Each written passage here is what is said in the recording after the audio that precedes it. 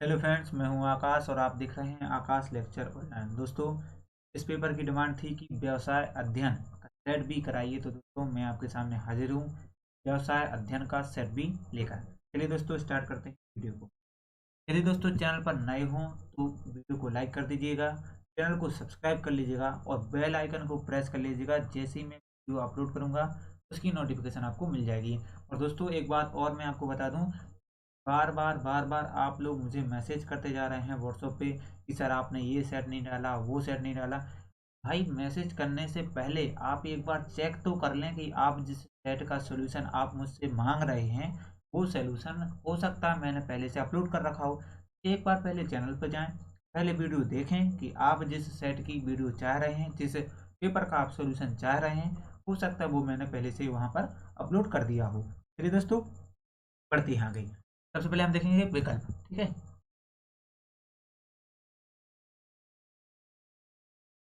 रिक्त स्थानों की पूर्ति कीजिए। पहला है पेशे के लिए विशिष्ट। पेशे के लिए विशिष्ट किसकी आवश्यकता होती है? तो यहाँ पर है ज्ञान एवं योग्यता। ठीक है, इसका आंसर ये है ज्ञान एवं योग्यता। दूसरा है एकाकी व्यवसाय का उत्तरदायित्व। तो यहाँ पर क्या हो जाएगा इसका आंसर? इसका आंसर हो जाएगा यहाँ पर सीमित। ठीक है, तीसरे का आंसर क्या है? यहाँ पर तीसरे का आंसर है 20। चौथे का आंसर क्या है? यहाँ पर चौथे का आंसर है यहाँ पर ग्राहक। पांचवे का आंसर क्या है? यहाँ पर जन नहीं। ठीक है, चलिए दोस्तों आगे बढ़ते हैं प्रश्न क्रमांक 2 पर। सत्य सत्य लिखिए। ठीक है, तो पहला क्या है? एक सार्वजनिक कंपनी के अंशों का हस्तांतरण नहीं हो सकता। ठीक है, ये सत्य है। सेकंड भी क्या है? सत्य है। तीसरा क्या है यहाँ पर? ये भी सत्य है। चौथा क्या है? सत्य है। और पांचवा क्या है यहाँ पर? ये असत्य है। चलिए दोस्तों आगे बढ़ते हैं। सही जोड़ी मिलाइए। ठीक है, तो सही जोड़ी में क्या है? व्यक्तिगत संपर्क। व्यक्तिगत संपर्क का मतलब क्या है कि कोई भी जो फुटकर व्यापारी होगा वो क्या करेगा? व्यक्तिगत संपर्क करेगा। ठीक है, दूसरा विश्व बैंक की स्थापना कब हुई थी? ये हुई थी 1944 में। ठीक है, तीसरा जो है क्षतिपूर्ति अनुबंध, ये क्या है? ये है आपका जीवन बीमा से। ठीक है, और चौथा है अंतर्राष्ट्रीय मुद्रा कोष का मुख्यालय। ये कहाँ पर है? वाशिंगटन। आखिरी बचा जो है ये क्या हो गया? बर्मिंघम। ठीक है, चलिए आगे बढ़ते हैं प्रश्न क्रमांक 4 पर। एक वाक्य में उत्तर लिखिए। ठीक है, ये लिखा है कंपनी को प्रोन्नत करने वाले व्यक्ति क्या कहलाते हैं? तो यहाँ पर दोस्तों इसका जो आंसर हो जाएगा मार्केटर। ठीक है, कहते हैं हम क्या? मार्केटर। फिर आगे बढ़ते हैं। मध्यकालीन ऋण कितने वर्ष के लिए दिया जाता है? दोस्तों इसकी अवधि जो होती है वो 2 से लेके 5 वर्ष तक की होती है। कितनी होती है? 2 से लेके 5 वर्ष तक होती है। ठीक है, आगे चलते हैं। पूंजी जो व्यवसाय के प्रतिदिन के संचालन हेतु आवश्यक होती है क्या कहलाती है? कार्यशील कहलाती है। कार्यशील पूंजी कहलाती है। ठीक है, कार्यशील पूंजी कहलाती है। ठीक है, अगला जो है सिडबी का पूरा नाम लिखिए। तो इसका पूरा नाम जो है वो है भारतीय लघु उद्योग विकास बैंक। ठीक है, चलिए आगे बढ़ते हैं। अगला जो है घर से संचालित उद्योग क्या कहलाता है? तो ये कहलाता है आपका कुटीर उद्योग। चलिए दोस्तों आगे बढ़ते हैं। वीडियो अच्छी लगे वीडियो को लाइक कर देना, दोस्तों के साथ शेयर कर देना। ज़्यादा से ज़्यादा व्यूज आएंगे तो आप जिस भी पेपर की सोल्यूशन की डिमांड करेंगे वो डिमांड हम आपको ही पूरी करेंगे। चलिए बढ़ते हैं आगे। प्रश्न क्रमांक 5 मानसिक श्रम विशेषता है। ठीक है, तो इसमें हो जाएगा इसका पहला आंसर हो जाएगा पेशा। सेकंड आंसर हो जाएगा इसका खनन। तीसरा आंसर हो जाएगा इसका क्या है? इलेक्ट्रो कॉमर्स और इलेक्ट्रोनॉमिक। ठीक है, तो यहाँ पर क्या है? इलेक्ट्रॉनिक है, यहाँ पर डी हो जाएगा। अगला है ऋण आधारित कोष है। ठीक है, तो यहाँ पर चौथा जो हो जाएगा वो क्या हो जाएगा? यहाँ पर हो जाएगा ऋण पत्र का। तो कंपनी के अंशधारी होते हैं क्या होते हैं? तो दोस्तों इसको आप कमेंट में करके बताना क्या है। दोस्तों मैं इसलिए नहीं बताना चाह रहा हूँ इस ऑप्शन को क्योंकि मुझे यहाँ पर डाउट है, और यदि मैं डाउट वाला क्वेश्चन कोई भी बता दूंगा तो बहुत ज़्यादा यहाँ पर इश्यू जनरेट हो जाएगा, इसलिए मैं इसको छोड़ दे रहा हूँ। ठीक है, चलिए आगे बढ़ते हैं। अब हम आ जाते हैं हमारे क्वेश्चन आंसर पर। उद्योग किसे कहते हैं? दोस्तों ये पीडीएफ जो है पिछले वाले जो सॉल्यूशन है उनसे काफ़ी अच्छी बनाई गई है, काफ़ी अच्छी क्वालिटी रखी गई है। दोस्तों कंटेंट पसंद आ रहा हो तो वीडियो को लाइक कर दें और दोस्तों को शेयर जरूर कर दें। चलिए बढ़ते हैं आगे। प्रश्न कह रहा है उद्योग किसे कहते हैं? ठीक है, 2 नंबर का पूछा गया है, प्रश्न क्रमांक 6। ठीक है, ये 2 नंबर का पूछा गया है आपसे। ठीक है, चलिए आगे बढ़ते हैं। प्रश्न क्रमांक 7। दोस्तों स्क्रीनशॉट लेते जाइएगा, स्क्रीनशॉट लेते जाइएगा साथ साथ में। ठीक है, प्रश्न क्रमांक 7।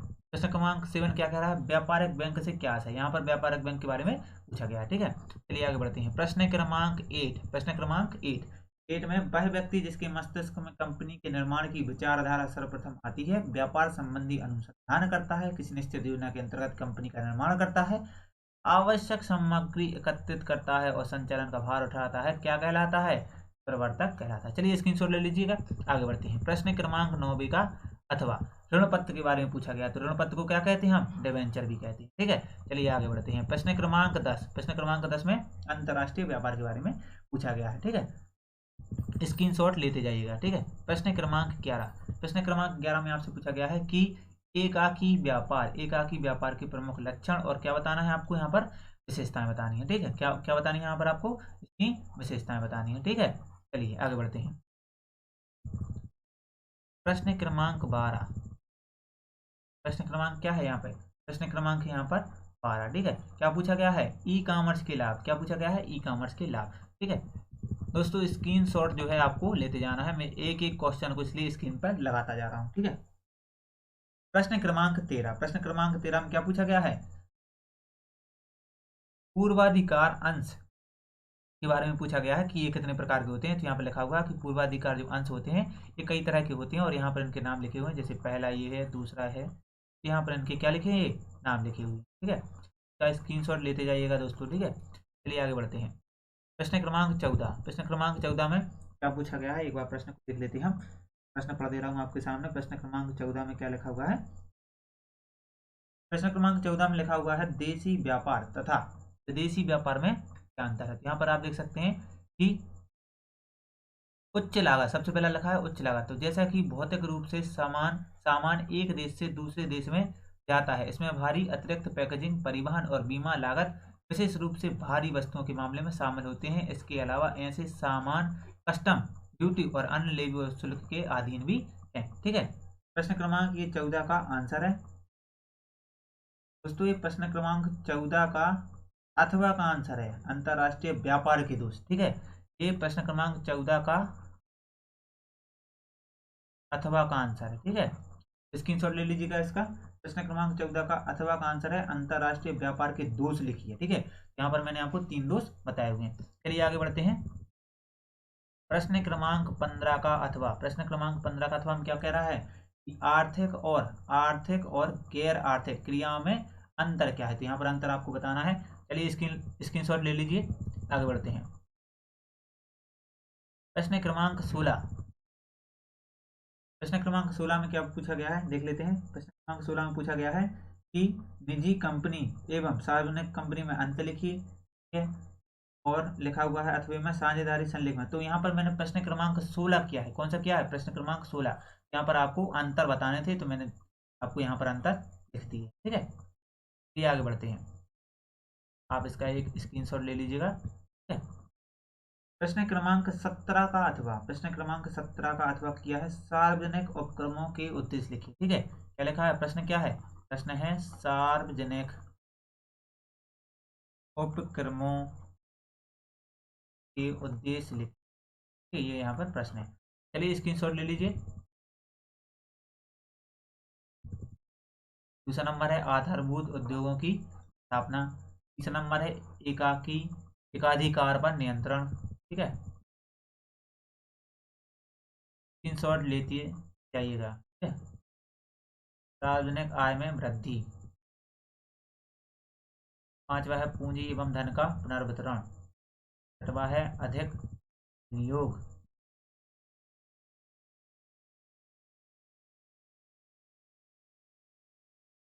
हम देखते हैं प्रश्न क्रमांक 18। प्रश्न क्रमांक 18 क्या पूछ रहा है? प्रश्न क्रमांक 18 पूछ रहा है व्यापारिक बैंक के कार्य लिखिए। कौन सा क्वेश्चन है? यह है व्यापारिक बैंक के कार्य। ठीक है, व्यापारिक बैंक के कार्य लिखिए। के कार्य, ठीक है, यहाँ पर कार्य पूछे गए। ठीक है, चलिए आगे बढ़ते हैं। प्रश्न क्रमांक 18 के बाद आगे बढ़ते हैं प्रश्न क्रमांक 19। प्रश्न क्रमांक 19 में क्या पूछा गया है? आपसे पूछा गया है कंपनी प्रवर्तक के प्रमुख कार्य लिखिए।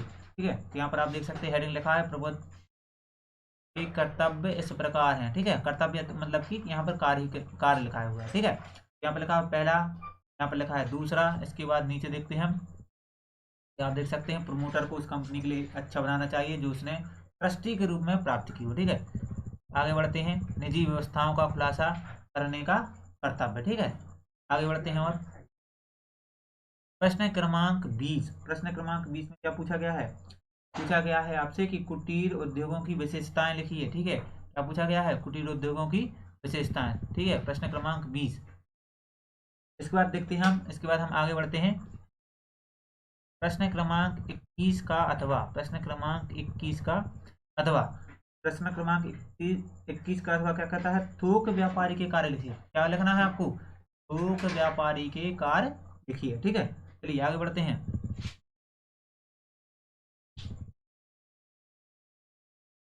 स्क्रीनशॉट ले लीजिएगा। ठीक है, चलिए आगे बढ़ते हैं। प्रश्न क्रमांक 22, प्रश्न क्रमांक 22 क्या पूछता है? प्रश्न क्रमांक 22 कहता है उद्योगों का वर्गीकरण समझाइए। ठीक है, ये प्रश्न लिखा हुआ है आपका, उद्योगों का वर्गीकरण समझाइए। ठीक है, चलिए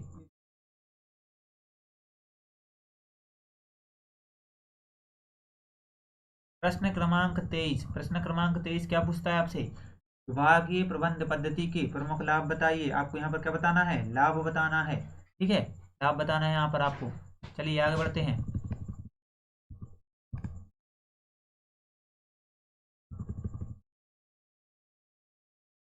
प्रश्न क्रमांक 24, प्रश्न क्रमांक 24 में क्या पूछा गया आपसे? पार्षद सीमा नियम की विशेषताएं बताइए। प्रश्न क्रमांक 24 में आपसे पूछा गया है। ठीक है, चलिए आगे बढ़ते हैं।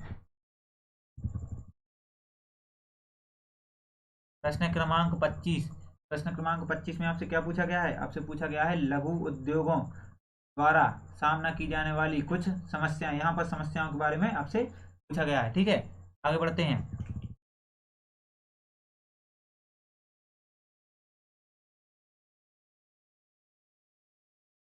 प्रश्न क्रमांक 26, प्रश्न क्रमांक 26, प्रश्न क्रमांक 26 में क्या पूछा गया है आपसे? पूछा गया है व्यापार में व्यावसायिक वित्त का महत्व लिखिए। तो यहाँ पर लिखा है व्यावसायिक वित्त का महत्व। ठीक है, चलिए आगे बढ़ते हैं। ये लास्ट पॉइंट। ठीक है दोस्तों, तो अगर दोस्तों वीडियो अच्छी लगी हो तो वीडियो को लाइक करें, शेयर करें और चैनल को सब्सक्राइब करें। और कोई भी कमेंट करने से पहले एक बार चैनल को विजिट करें। आप जिस भी पेपर का सॉल्यूशन चाह रहे हैं उसको देखें। यदि आपको वहां पर नहीं मिलता है तभी आप हमें व्हाट्सएप पर, टेलीग्राम पर मैसेज करें, अन्यथा आप हमें मैसेज बिल्कुल ना करें।